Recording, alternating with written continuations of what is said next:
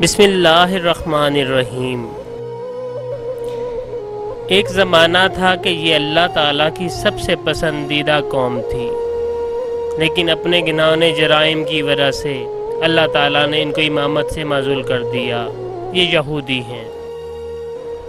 یہودی کون ہیں؟ کیا چاہتے ہیں؟ ان کے دلوں میں کون سے راز دفن ہیں؟ تابوت سکینہ کیا ہے؟ آثار قدیمہ کی تلاش میں یہ کیا ڈھونڈتے پھرتے ہیں؟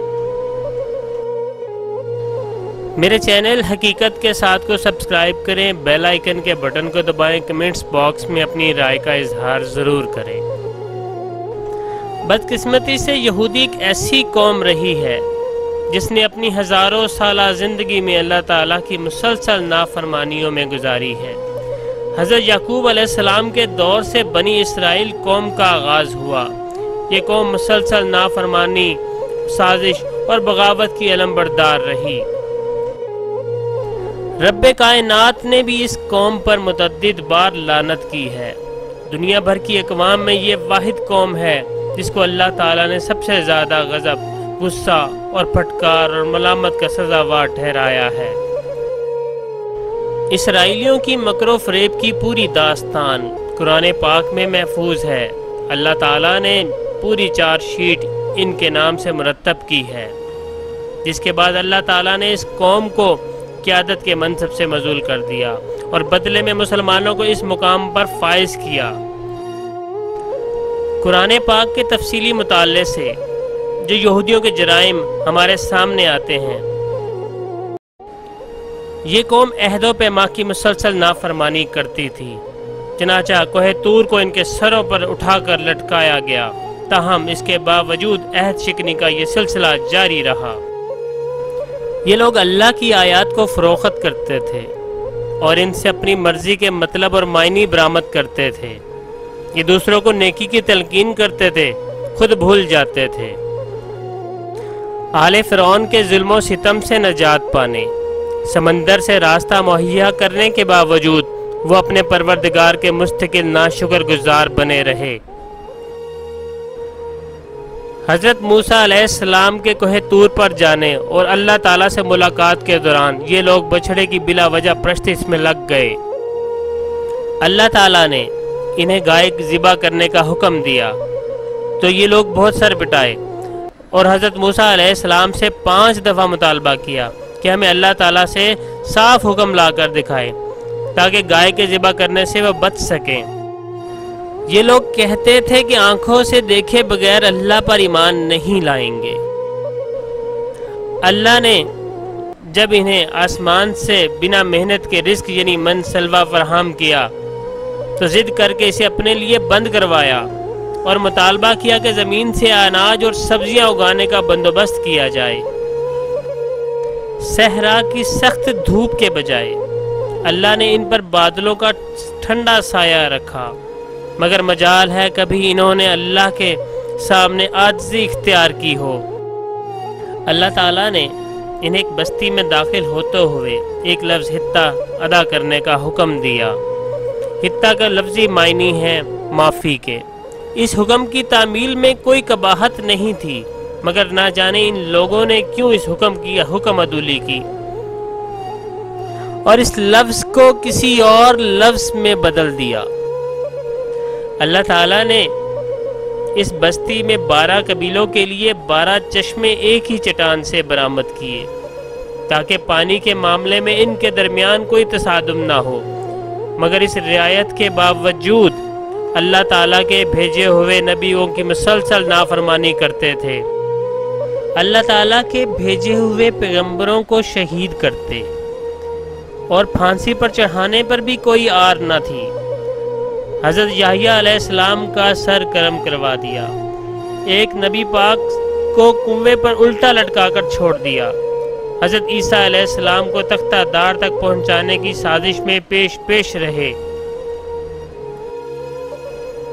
یہ کہتے تھے کہ پیغمبری صرف بنی اسرائیل کی نسل کے لیے وقف ہے، اس لیے وہ بنی اسماعیل کے پیغمبر یعنی حضرت محمد صلی اللہ علیہ وآلہ وسلم پر ہرگز ایمان نہ لائیں گے حضرت جبرائیل علیہ السلام کو اپنا دشمن نمبر 1 سمجھتے تھے، کیونکہ یہ وحی کے ذریعے ان کی تمام سازشیں تمام عالم پر آشکار کرتے تھے، کیونکہ ان کے بقول حضرت جبرائیل علیہ السلام نے نبوت کے لیے غلط ہستی کا انتخاب کیا ہے، نعوذ باللہ۔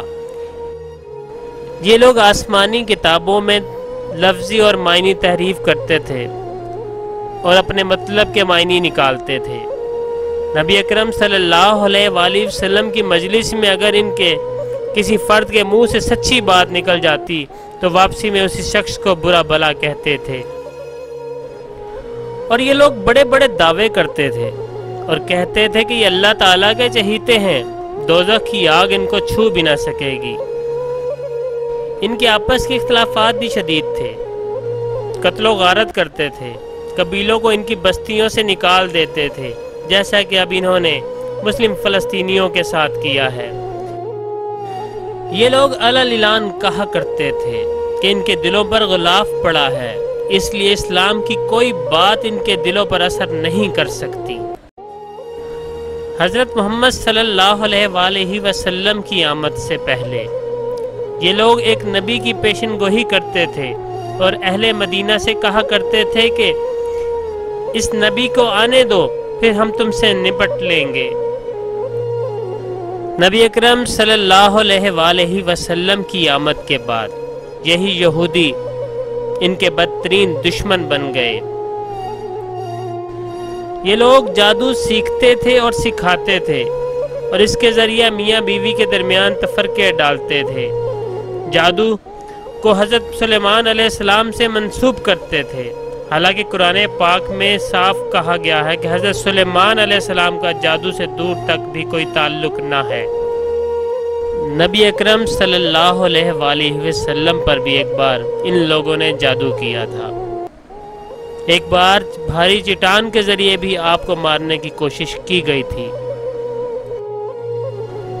قرآن پاک میں جب کسی سابقہ حکم کو منسوخ کیا جاتا تھا تو اس کی منسوخی پر اعتراض کرتے تھے اور اپنے پیغمبروں اور رسول اکرم صلی اللہ علیہ وآلہ وسلم سے کریت کر سوال کرتے تھے، بلکہ مسلمانوں کو بھی اس پر اکساتے تھے۔ یہ لوگ حضرت سلیمان علیہ السلام کو بھی نبی نہیں مانتے تھے، بلکہ محض ایک بادشاہ قرار دیتے تھے۔ لوگوں کو ہمیشہ اللہ کے راستے پر چلنے سے روکتے تھے، سود لیتے اور سود پر مر مٹتے تھے، لوگوں کا مال ناجائز طریقے سے کھاتے تھے۔ انہوں نے 2 دفعہ زمین پر فساد عظیم برپا کیا ہے۔ جب حضرت موسیٰ علیہ السلام نے یہودیوں کو فلسطین کے حکمرانوں کے خلاف جنگ کا حکم دیا تو انہوں نے جواب دیا کہ اے موسیٰ، ہم وہاں ہرگز نہ داخل ہوں گے جب تک وہ لوگ وہاں موجود ہیں، تم جاؤ اور تمہارا رب جائے، بہرحال ہم تو یہی رہیں گے۔ قرآن پاک کی سورہ ال عمران آیت نمبر 78 میں کہا گیا ہے کہ ان میں سے کچھ لوگ ایسے بھی ہیں جو کتاب پڑھتے ہوئے زبان کا الٹ پھیر اس طرح کرتے ہیں کہ تم سمجھو وہ جو کچھ پڑھ رہا ہے وہ کتاب کی ہی عبارت ہے۔ پھر ارشاد ہوتا ہے قرآن پاک کی سورہ ال عمران آیت نمبر 181 میں، وہ کہتے تھے کہ اللہ فقیر ہے اور ہم غنی ہیں۔ اور دوستو، ان میں سے ایک ایسا گروہ بھی ہے جو کہتا تھا کہ نبی پاک صلی اللہ علیہ وآلہ وسلم پر جو کچھ بھی نازل ہوا ہے اس پر صبح ایمان لاؤ اور رات کو مکر جاؤ۔ ایک زمانہ تھا یہ اللہ تعالیٰ کی سب سے پسندیدہ قوم تھی، لیکن اپنے گھنونے جرائم کی وجہ سے اللہ تعالیٰ نے ان کو امامت سے معزول کر دیا۔ کیونکہ یہ لوگ قرآن پاک کو نہیں مانتے اس لیے اپنی معزولی کو بھی نہیں مانتے۔ یہ کہتے ہیں کہ آج بھی اللہ تعالیٰ کی سب سے پسندیدہ قوم ہے۔ دوستو، اللہ تعالیٰ نے اس قوم کو بے شمار انعامات سے نوازا تھا، جن میں ایک تابوت سکینہ بھی تھا۔ تابوت سکینہ کے بارے میں تمام انفارمیشن انشاءاللہ میری اگلی ویڈیو میں ضرور آئے گی۔ میرے چینل حقیقت کے ساتھ کو سبسکرائب کریں، بیل آئیکن کے بٹن کو دبائیں، کمنٹس باکس میں اپنی رائے کا اظہار ضرور کریں۔